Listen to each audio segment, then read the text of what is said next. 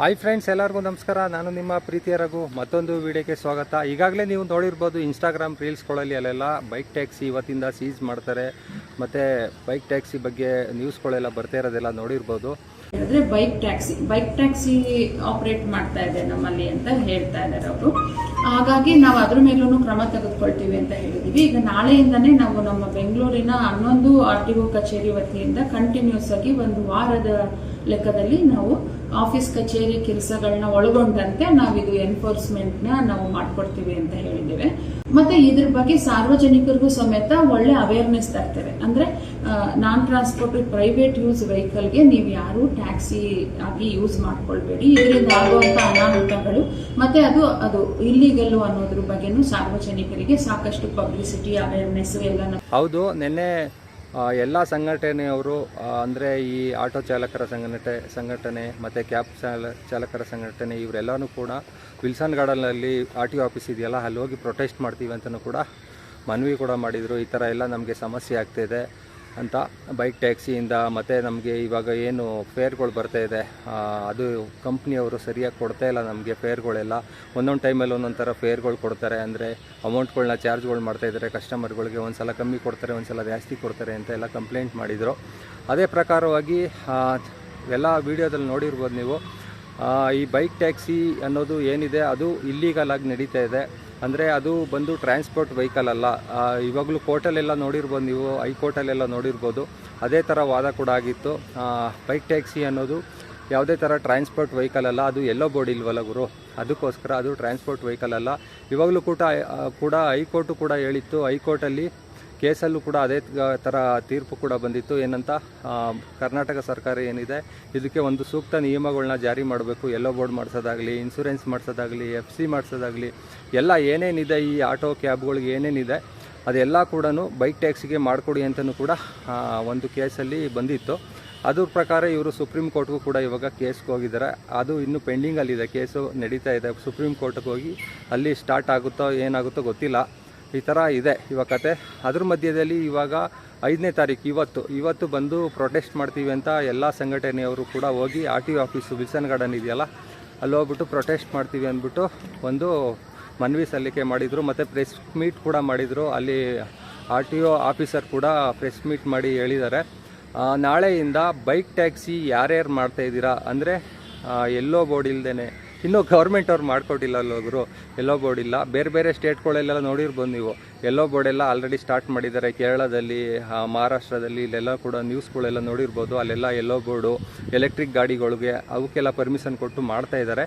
ಅದೇ ಥರ ಕರ್ನಾಟಕ ಸ್ಟೇಟಲ್ಲೂ ಮಾಡಬೇಕಾಗಿತ್ತು, ಆದರೆ ಇವಾಗ ಸುಪ್ರೀಂ ಕೋರ್ಟ್ಗೆ ಹೋಗಿದೆ ಕೇಸು, ಏನೂ ಮಾಡೋಕ್ಕಾಗಲ್ಲ.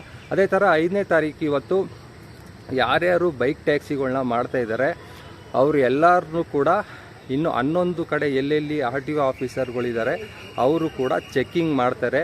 ಯಾರಾದರೂ ರ್ಯಾಪಿಡೋ, ಓಲಾ, ಊಬರು, ಬೇರೆ ಯಾವುದೇ ಥರ ಬೈಕ್ ಟ್ಯಾಕ್ಸಿಗಳನ್ನ ಮಾಡ್ತಾಯಿದ್ರೆ ಸದ್ಯದ ಪರಿಸ್ಥಿತಿಲಿ ಯಾರೂ ಕೂಡ ಮಾಡೋಕ್ಕೆ ಹೋಗಬೇಡಿ. ಯಾಕಂದರೆ ಚೆಕ್ಕಿಂಗ್ ಮಾಡಿದಾಗ ನಿಮ್ಮ ಗಾಡಿಗಳನ್ನ ಸೀಸ್ ಮಾಡೋದು, ಅಲ್ಲೇ ಕೂಡ ಹೇಳಿದ್ದಾರೆ ನ್ಯೂಸಲ್ಲಿ ನೋಡಿರ್ಬೋದು, ಗಾಡಿಗಳನ್ನ ಸೀಸ್ ಮಾಡ್ತಾರೆ. ಮತ್ತು ನಿಮ್ಮ DL ಕ್ಯಾನ್ಸಲ್ ಆಗೋ ಚಾನ್ಸಸ್ ಕೂಡ ಇರುತ್ತೆ, ಓಕೆನಾ.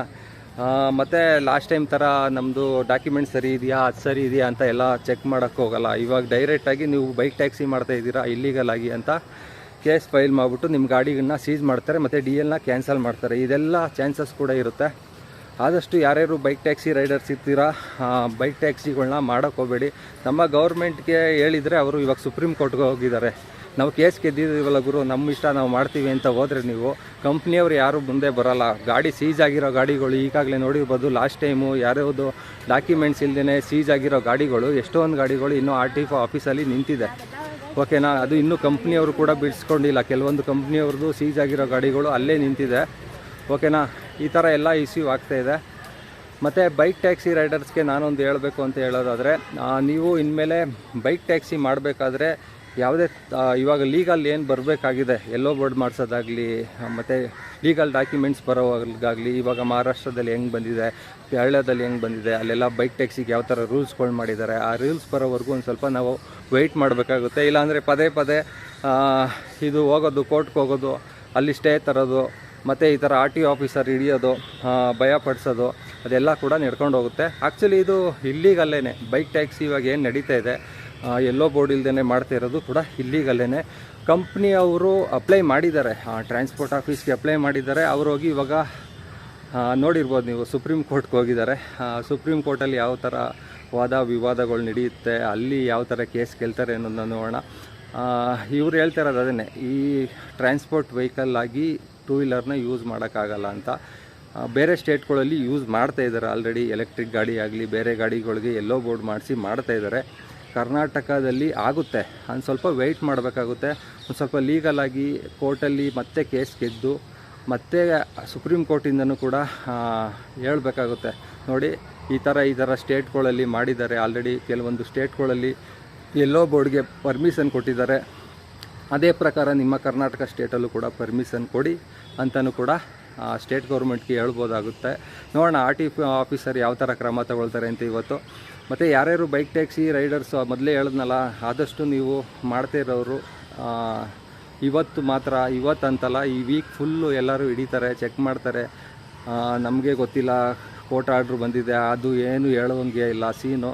ಮತ್ತು RTO ಆಫೀಸರು ಸೀಸ್ ಮಾಡಿ ಗಾಡಿಗಳನ್ನ ಇಟ್ಕೊಂಡ್ರೆ ನಿಮಗೆ ಕಷ್ಟ ಆಗೋಗುತ್ತೆ. ಆದಷ್ಟು ಯಾರ್ಯಾರು ಬೈಕ್ ಟ್ಯಾಕ್ಸಿ ಮಾಡ್ತಾಯಿದ್ದೀರಾ, ಬೈಕ್ ಟ್ಯಾಕ್ಸಿ ಮಾಡೋದನ್ನ ಸ್ವಲ್ಪ ದಿನ ನಿಲ್ಲಿಸಿ. ಕೋರ್ಟಲ್ಲಿ ಏನು ತೀರ್ಮಾನ ಬರುತ್ತೆ ಮತ್ತು ಸ್ಟೇಟ್ ಗೌರ್ಮೆಂಟ್ ಏನು ಹೇಳುತ್ತೆ ಅದನ್ನು ನೋಡೋಣ. ಕೋರ್ಟಲ್ಲೂ ಕೂಡ ಆರ್ಡ್ರ್ ಬಂದರೆ ಯಥಾಸ್ಥಿತಿ ಹೆಂಗೆ ನಡ್ಕೊಂಡು ಹೋಗ್ತಾ ಇದೆ ಬೈಕ್ ಟ್ಯಾಕ್ಸಿ ಇದೇ ಥರ ನಡ್ಕೊಂಡು ಹೋಗಲಿ. ಆಮೇಲೆ ಬೇಕಾದ್ರೆ ನೀವು ಎಲ್ಲೋ ಬೋರ್ಡ್ ಮಾಡಿಸಿದ್ಮೇಲೆ ಮತ್ತೆ ಸ್ಟಾರ್ಟ್ ಮತ್ತೆ ಅದೇ ಒಂದು ರೂಲ್ಸ್ಗಳಿದೆ ಅದನ್ನು ಕೊಟ್ಟು ಬೈಕ್ ಟ್ಯಾಕ್ಸಿನ ಮಾಡಿಸಿ ಅಂತ ಹೇಳೋದಾದರೆ ಹೇಳಲಿ. ಅಲ್ಲಿವರೆಗೂ ಸ್ವಲ್ಪ ವೆಯ್ಟ್ ಮಾಡಿ. ಆದಷ್ಟು ಇವಾಗ ಸ್ವಿಗ್ಗಿ ಝೊಮ್ಯಾಟೊ ಅದು ಯಾರ್ಯಾರು ಮಾಡ್ತಾಯಿದ್ದೀರಾ ಅದನ್ನು ಮಾಡ್ಕೊಂಡು ಹೋಗಿ. ಪಾರ್ಸಲ್ ಡೆಲಿವರಿಗಳು ಮಾಡಿ. ರ್ಯಾಪಿಡೋದಲ್ಲಿ ಪಾರ್ಸಲ್ ಡೆಲಿವರಿ ಇದೆ, ಮತ್ತು ಬೇರೆ ಅಪ್ಲಿಕೇಶನಲ್ಲಿ ಪಾರ್ಸಲ್ ಡೆಲಿವರಿ ಇದೆ, ಅದನ್ನು ಮಾಡ್ತಾ ಹೋಗಿ. ಬೈಕ್ ಟ್ಯಾಕ್ಸಿನ ಸ್ವಲ್ಪ ಸ್ಟಾಪ್ ಮಾಡಿ, ಯಾಕಂದರೆ ನಿಮ್ಮ ಗಾಡಿ ಸೀಸ್ ಮಾಡಿದ್ಮೇಲೆ ಬಿಡೋದು ಕಷ್ಟ ಗುರು ಈ ಸಲ, ಆ ಥರ ಹೇಳಿದ್ದಾರೆ. ಮತ್ತು DL ಕ್ಯಾನ್ಸಲ್ ಆದರೆ ನೋಡಿ ಕೆಲಸನೇ ಹೋಯ್ತು, ನಮ್ಮ ಜೀವನನೇ ಇದಾಗೋಗುತ್ತೆ. ಅದನ್ನೇ ನಂಬ್ಕೊಂಡು ಜೀವನ ಮಾಡ್ತಾ ಇರ್ತೀರ ಕೆಲವೊಬ್ಬರು.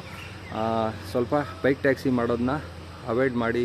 ಇನ್ನೊಂದು ವೀಕ್ ಗೊತ್ತಾಗುತ್ತೆ ನ್ಯೂಸ್ ಏನಂತ ಬರುತ್ತೆ. ಕೋರ್ಟಲ್ಲಿ ಮತ್ತೆ ಸ್ಟೇ ತರ್ತಾರೆ ಕಂಪ್ನಿಯವ್ರು ಹೋಗ್ಬಿಟ್ಟು, ಈ ಥರ ನಾವು ಬೈಕ್ ಟ್ಯಾಕ್ಸಿ ಮಾಡೋಕ್ಕೆ ಇವರು RTO ಆಫೀಸರು ತಡೆ ಮಾಡ್ತಾಯಿದ್ದಾರೆ.